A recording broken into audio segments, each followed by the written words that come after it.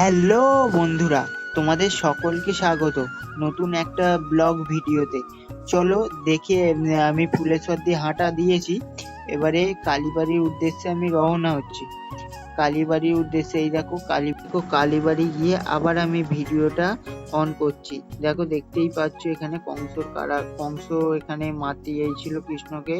এবারে হচ্ছে এইখানে দেখো কৃষ্ণকে নিয়ে যাচ্ছে বাবা, নামটা ভুলে গেছি আমি। এখানে দেখো মা যশোদা কৃষ্ণকে নিয়ে নাচছে জন্মাষ্টমীতে। দেখতেই পাচ্ছ করতাল বাজছে, কত সখীগণ নৃত্য করছে। তারপরে এই দিকে দেখো রাধাকৃষ্ণ যুগল, কি সুন্দর যুগলে আছে এরা। রাধাকৃষ্ণের যুগলের মূর্তি। এবারে দেখো গঙ্গার ধারটা, ওইদিকে শুটিং হচ্ছে, ঠিক আছে, তুলতে পারিনি। এবারে দেখো দিদি কেক নিয়ে এসেছিল, দিদি কেকটা নিয়ে যাচ্ছি। এবারে যেতে যেতে এই দেখো পিতল কাঁসার দোকানে আমরা ঢুকেছি, কি সুন্দর। এখানে হচ্ছে রেকাব নিচ্ছে আর একটা সিংহাসন নেবে। রেকাব গুলো দেখছি, আর একটু বড় রেকাব দিদা চাইছিল, তাই বড় রেকাব দাদাটা দিচ্ছিল। সঙ্গে দোকানটাও তোমরা দেখো কেমন দোকানটা আছে।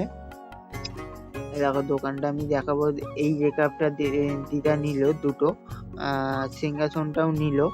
এবারে দেখো এই দেখো দোকানে কি সুন্দর ঘটি ফটি আছে, কলসি, তারপরে কাঁচা পিতলের অনেক রকম জিনিসপত্র আছে। এই দেখো ব্যাগ ট্যাগ অনেক কিছুই আছে। এই দেখো নিচে কত সুন্দর গোপাল সোনা আছে। এই দেখো এই গোপাল সোনা, এই দেখো এখানে একটা, এখানে একটা, কি সুন্দর সুন্দর দেখতে লাগছে গোপালগুলোকে।